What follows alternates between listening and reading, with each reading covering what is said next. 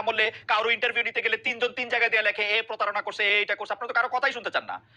আমি মতিউর রহমান চৌধুরীকে আবার উদ্ধৃত করতে চাই, মতিউর রহমান চৌধুরীকে আবার উদ্ধৃত করতে চাই। তিনি বলতেছেন এই বাংলাদেশের এই সরকারের এগেইনস্টে কোনো রিপোর্ট কোথাও ছাপা হয় না। তো ওনারা কি সব ফেরেশতা? না, মতিউর রহমান কিন্তু একটা বিতর্ক সৃষ্টি করেছিলেন, কিন্তু আমরা বরাবরই হলো যে কোনো সংবাদ না, মতিউর রহমানের বিতর্ক বাদ দেন, মতিউর রহমানের এই কথা নিয়ে কথা কয়। আমরা বরাবরই যে কোনো সংবাদ মাধ্যমের স্বাধীনতা, আমরা সংবাদ মাধ্যমের স্বাধীনতার জন্য আপনি সর্বপ্রথম হলো আমাদেরকে পাবেন, যদি বুলেটটা পড়ে সেটা আমাদের মধ্যে পাবেন, কারণ আমরা সংবাদপত্রের স্বাধীনতা বিশ্বাস করি এবং এই সরকারের সময় সর্বোচ্চ লেভেলের হলো বাংলাদেশের সংবাদপত্র এবং মিডিয়া যারা আছে সর্বোচ্চ স্বাধীনতা ভোগ করছে। আপনি মিডিয়া পাড়ায় খোঁজ নেন, বিভিন্ন জায়গায় খোঁজ নেই বলতেছি, খোঁজ নেই বলতেছি। আমি আপনাদের একটা তথ্য দিই, জনাব নাসিরউদ্দিন পাটোয়ারী, আপনাদের সমন্বয়কদের একজন জনাব হাসনাত, তিনি একটা টেলিভিশনের মালিকের ভবনে গিয়ে একটা লিস্ট ধরায় আসছে যে এই 10 জনকে বাদ দিতে হবে, নাইলে সময় টিভি থাকবে না।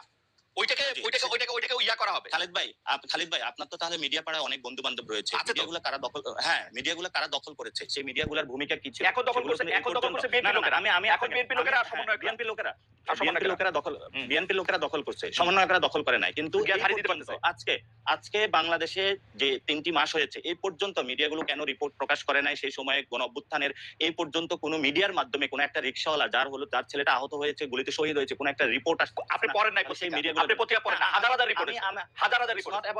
আপনি পত্রিকা, আমরা বাংলাদেশের সবগুলা পত্রিকা পেয়ে থাকি এবং আপনি দেখেন নাই কোন পত্রিকাতে জুলাই আগস্টে কারা নিহত হয়েছে সেগুলো রিপোর্ট করে নাই? প্রত্যেকটা পত্রিকা আমরা টু দা পয়েন্টে পড়ে থাকি। এবং জুলাই আগস্টে কে রিপোর্ট, জুলাই আগস্টে হত্যাকাণ্ডের রিপোর্ট করে নাই পত্রিকা? খালিদ ভাই, আপনি বাংলাদেশের মিডিয়া পাড়ায় এখন যা চলছে আপনি এখনো দেখবেন, বাংলাদেশের মিডিয়া পাড়ায় এখনো এই গণ অভ্যুত্থানের পরেও কিন্তু আওয়ামী লীগের সংবাদ প্রচার হয়েছিল, এখনো কিন্তু বিভিন্ন জায়গায় আওয়ামী লীগের হলো গোপন বার্তা প্রচারিত হচ্ছে। ওই বিষয়গুলো আপনাদের কোনো অবজারভেশন? না, অবশ্যই অবজারভেশন আছে। আপনি কি মনে করেন যে শেখ হাসিনা গণভবনে থাইকা এসএসএফ লইয়া এতগুলি ইন্দুর এতগুলি বান্দর লইয়া ক্ষমতায় টিকতে পারে না, হেলিকপ্টারে চলে গেছে? আপনার কাছে কি মনে হয় গোপন বার্তা দুইটা দিলে পত্রিকা প্রকাশিত হইলে আপনাকে ইয়া চলে যাবে, শেখ হাসিনা আবার আইসা পড়বে ক্ষমতায়? এই আপনাদের ধারণা?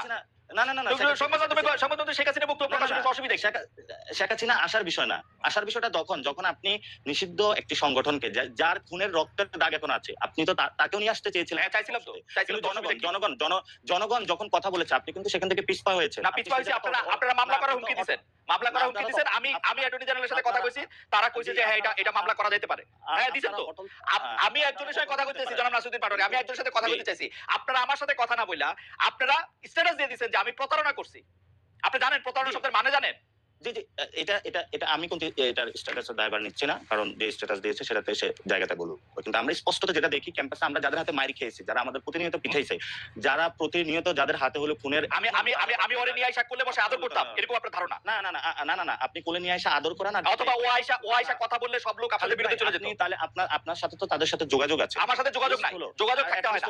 50টা জায়গায় আপনাদের সাথে যোগাযোগ আছে এবং সেই জায়গাতে বাংলাদেশের ইন্টেলিজেন্সকে একটু হেল্প করবেন, কিভাবে তাদেরকে ফিরিয়ে এনে এই শিখছেন, দাবিতে হলো বিচারের এই শিখছেন আপনারা জার্নালিজম, যে আমরা আমাদের সাথে আওয়ামী লীগের লোক যোগাযোগ করলে আমরা ইন্টেলিজেন্সে তাদের নাম্বার দিয়ে দিব। এই হচ্ছে আপনাদের জার্নালিজম সম্পর্কে ধারণা।